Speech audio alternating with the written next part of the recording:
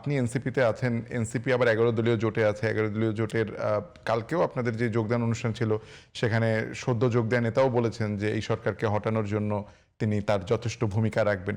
আসলে কি বিরোধী দল এক ধরনের সরকার হটানোর যে আন্দোলন সেটির পথেই হাঁটছে, মানে কে কোন পথে?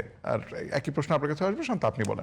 আমি বলছি একটু ইসহাক সরকার ইস্যুটাতে আমি একটা ছোট্ট রেসপন্স করে দেখেন। 2 মিনিট সময়। হ্যাঁ, ইসহাক সরকার যখন এই আলাপটা আসলো মিটফোর্ডের ঘটনাতে, ওখানে বিএনপির বিভিন্ন গ্রুপের আধিপত্যের একটা ইন্টারনাল গ্রুপের একটা আধিপত্যের একটা আলাপ যখন আসলো, এরপরে দেখেন তারপরে কিন্তু ওই ঘটনাতে ইসহাক সরকার কিন্তু বিএনপি থেকে বহিষ্কৃত হয় নাই।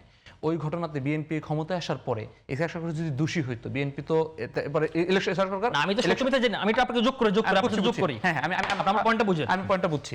আমি আপনার উদ্দেশ্যে বলছি, আমি ওভারঅল ইসহাক সরকার ইস্যুটা আমাদের আসছে, প্রত্যেকটা মিডিয়াতে ফেস করছি, আমি এই জন্য এটা ক্লিয়ার করি।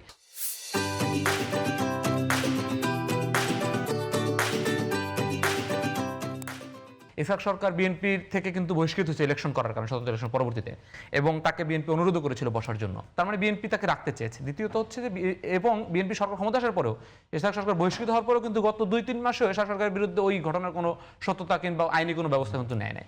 সো এখন আমরা বিএনপি গ্রুপের অনলাইন গ্রুপের সকল নেতাকর্মীদের দেখছি যে ইসহাক সরকারের ওই ইস্যুটাকে এখন নিয়ে আসছে।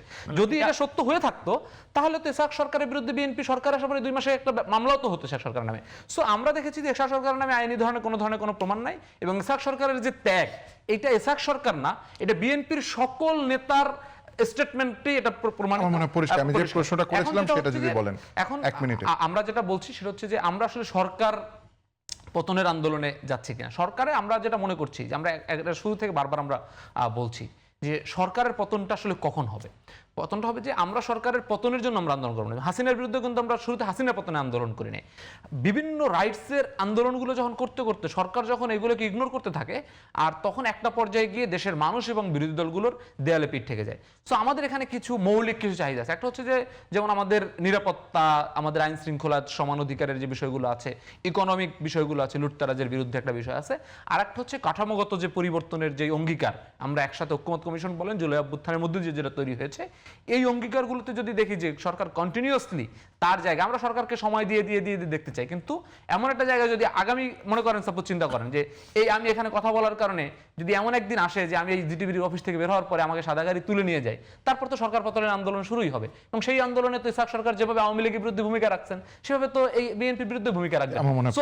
ওই জায়গাটা বিএনপি ডিসাইড করবে যে বিএনপি তার জনগণের উপরে, নাগরিকের উপরে, বিরোধীদের উপরে কতটা কঠিন হবে, কতটা অন্যায় জুলুমকারী হবে, ততটা তার বিরুদ্ধে পতনের ডাক তৈরি হবে।